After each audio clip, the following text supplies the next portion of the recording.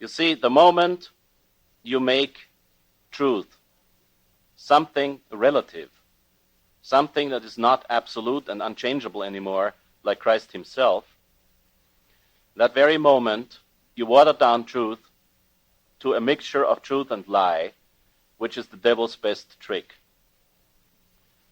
The very best trick the devil has to conquer our souls, believe it or not, is not pleasure. Most people, because they are rather simple in their mind, fall for the devil's trap of lust, sixth commandment, and pleasure. But the best trick the devil has is to offer knowledge, to offer the truth. The devil will, as long as it fits his own purposes, reveal truth to you.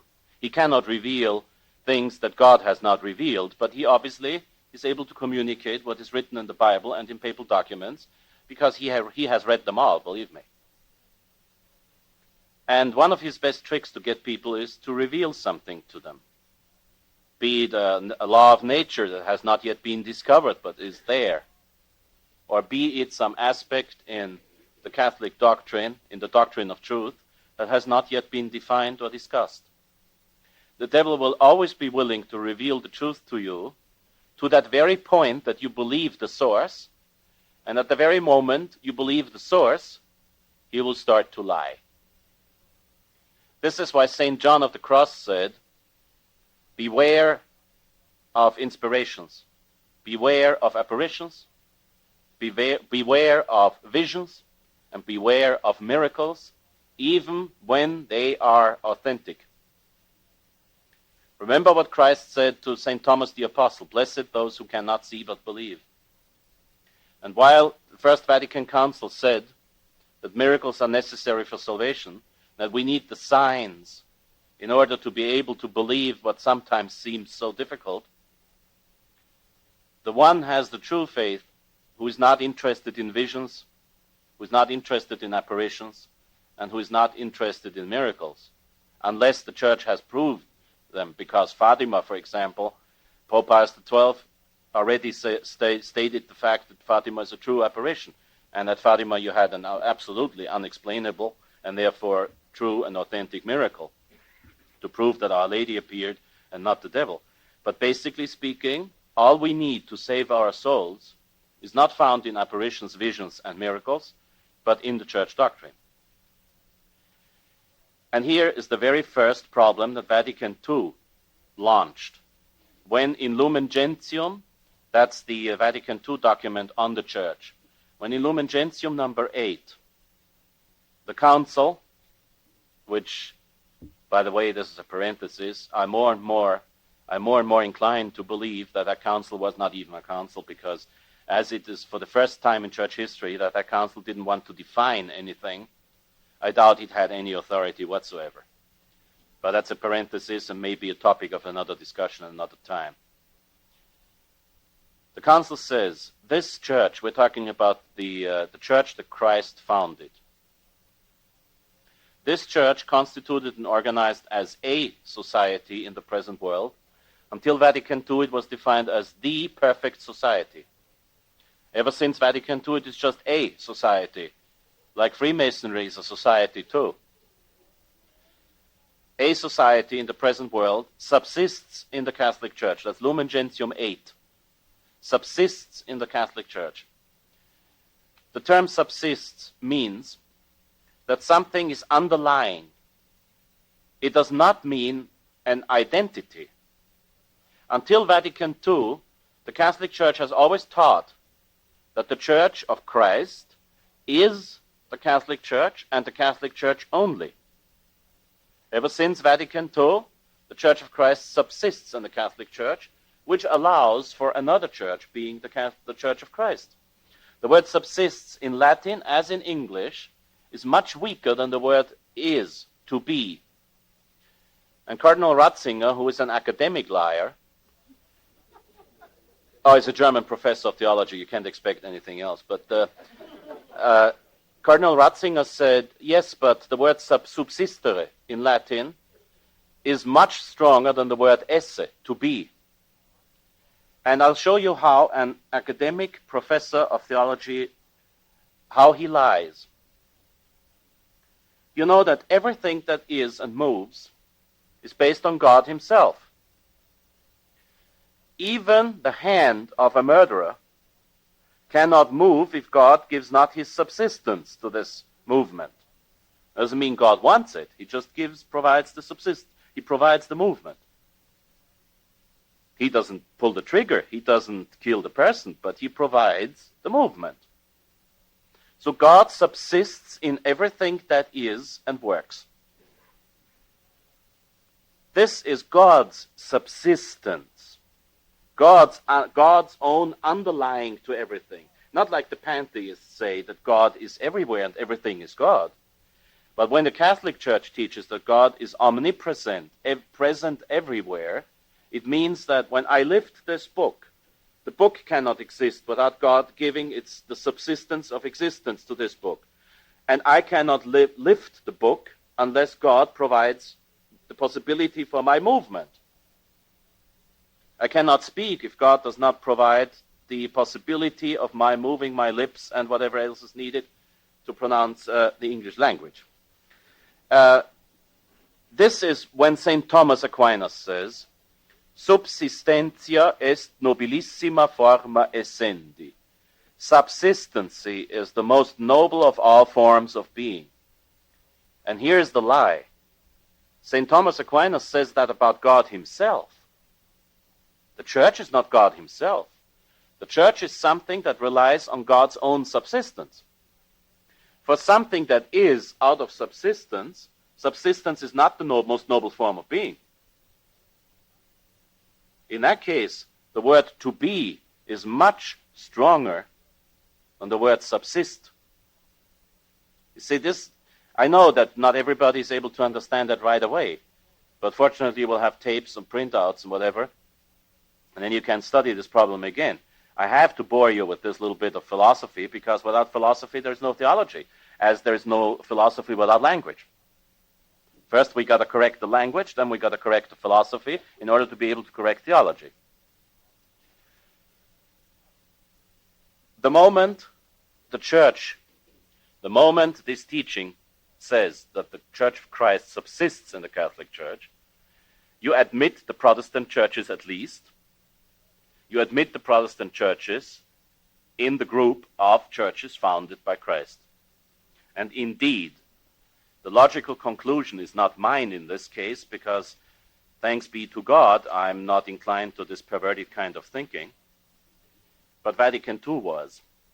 And therefore, immediately after speaking about the subsistence of the Church of Christ in the Catholic Church, they say, nevertheless, many elements of sanctification and truth are found outside its visible confines. Outside the visible confines of the Catholic Church, there's no elements of truth, and there's no elements of sanctification. For the simple reason that if a Protestant says, yes, there are angels, he's speaking the truth, but he's pronouncing a Catholic truth, which is not his own. A heretic, and the popes have never got tired of repeating themselves. And they said, the moment a human being, a baptized, who had the faith, and is supposed to have the faith, gives up one single doctrine of the Catholic Church, that means he goes into heresy in one single point only, he gives up the entire faith. There is no such thing as elements of truth that can sanctify. God did not permit that to happen, but if somebody had chopped off the hands of Christ, those hands don't save, Christ saves. There is no such thing as an element of truth that can sanctify and save. When the Protestant pastor baptizes an innocent child, the truck runs over that innocent child goes to heaven. It goes to heaven because a Protestant minister illicitly, in what is called spiritual theft, administered the Catholic sacrament of baptism without having the right to do so. This is important to understand. that the valid baptism in most Protestant churches, like in the Episcopalian Church, it's I baptize thee in the name of the Father, Son, Holy Ghost. It's definitely valid baptism. And sometimes the Episcopalian Church is a lot more correct about the doctrine of baptism than most Catholic bishops in this country. But the Protestant minister or the Protestant bishopress in Boston does not licitly administer the sacrament. She administers the sacrament validly. The sacrament takes place, I believe, in that case. But if it takes place or not, she has no right to do that because except in emergencies, only priests and deacons may baptize. So the element of truth is a Catholic element of truth that has been stolen by a heretical sect. And the element of sanctification is not within the Protestant Church, but it is only within the Catholic Church, and it has been stolen by those thieves. When the Herr Dr. Martin Luther went into heresy, he took the sacrament of baptism with him. He continued to baptize. He baptized validly, most probably, but he had no right to do that.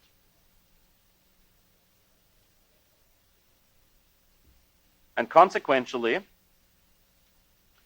Vatican II says in number 15,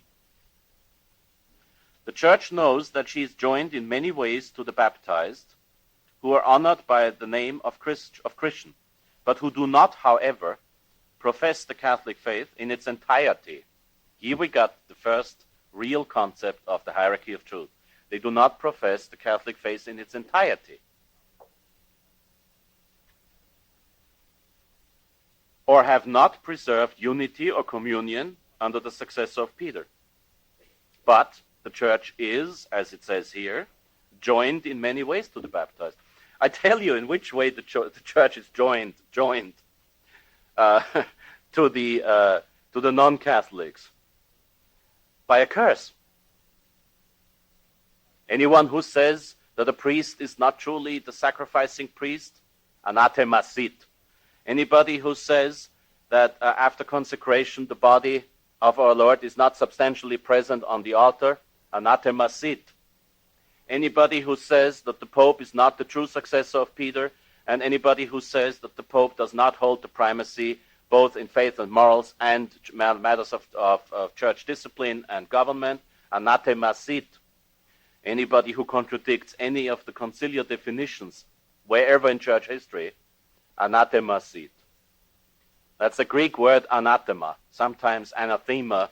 Some Americans pronounce it anathema, but it's slightly off. It's anathema. Anathema means you are cursed. Anathema means you're excluded from the church. Anathema means you're going to, as the Irish say, you go to hell.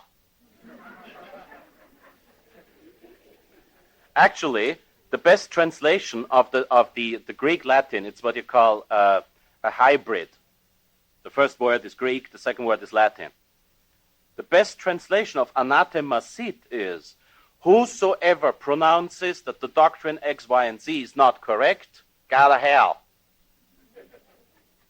It's the best translation. Anathema sit in Greek means go to hell. It's a curse.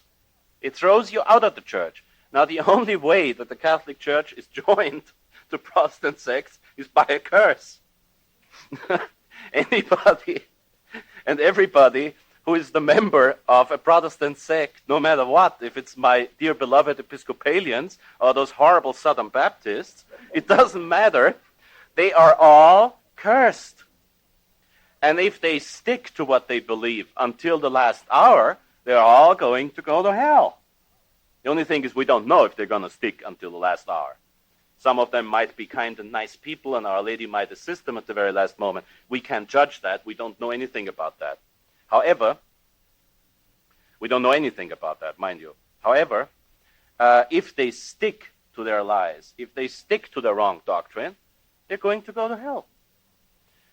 And if Vatican II repeats 10,000 times over that we are joined in many ways to those heretics, I repeat, yes, we tell them to go to hell.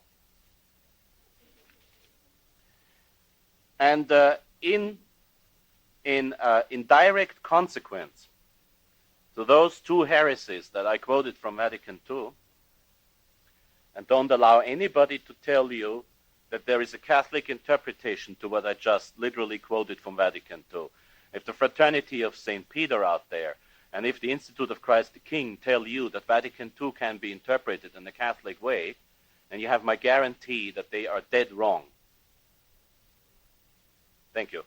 There is no possible way, believe me, I tried for some 15 years in vain to find a Catholic interpretation of Vatican II.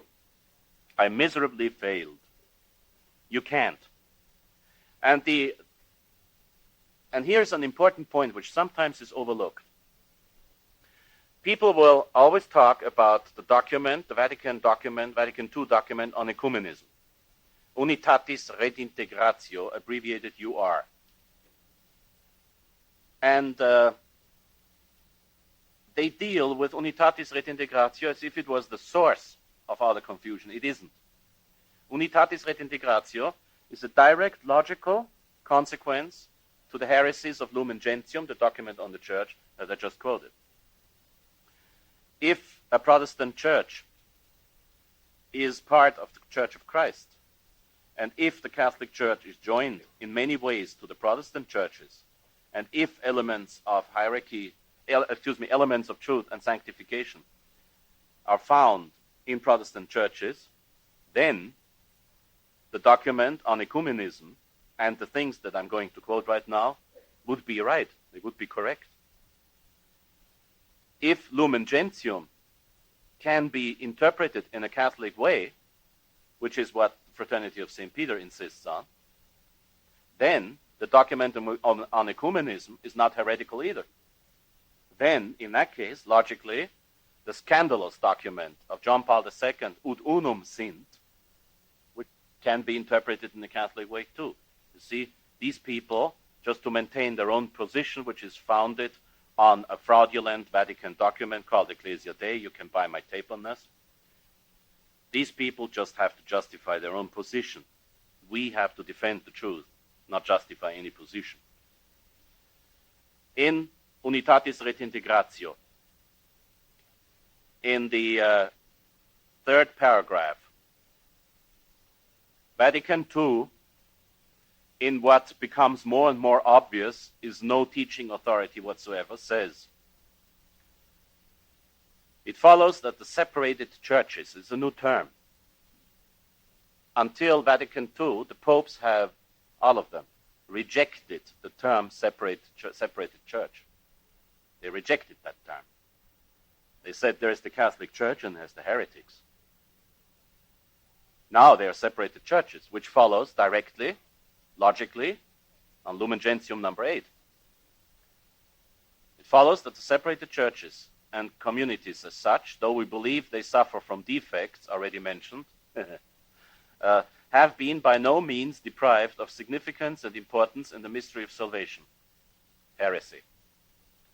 For the Spirit of Christ has not refrained from using them as means of salvation, which derive their efficacy from the very fullness of grace and truth entrusted to the Catholic Church. So they admit it's coming from the Catholic Church, but they say, Spirit of Christ has not refrained from using them as means of salvation. That means the Spirit of Christ has not refrained from using the Episcopalian Church as a means of salvation. The Spirit of Christ has not refrained from using the Southern Baptists as means of salvation. Now, the fact that in New York City, where I try to be every time I'm here in this country, I don't say my rosary in St. Patrick's Cathedral, but in St. Thomas Church, 53rd Street, 5th Avenue, which is an Episcopalian church, but it's the only church around that is beautiful, empty, and not as noisy as St. Patrick's. You can say your rosary in peace, and for the evening service, which of course is invalid, the altar looks like a Catholic altar in 1950. Doesn't mean that anybody has ever been saved in that building. And Christ has never been substantially present in that building. But also, no communion in the hand has ever been given in that building. That's one of the reasons why I go there to say my rosary. And the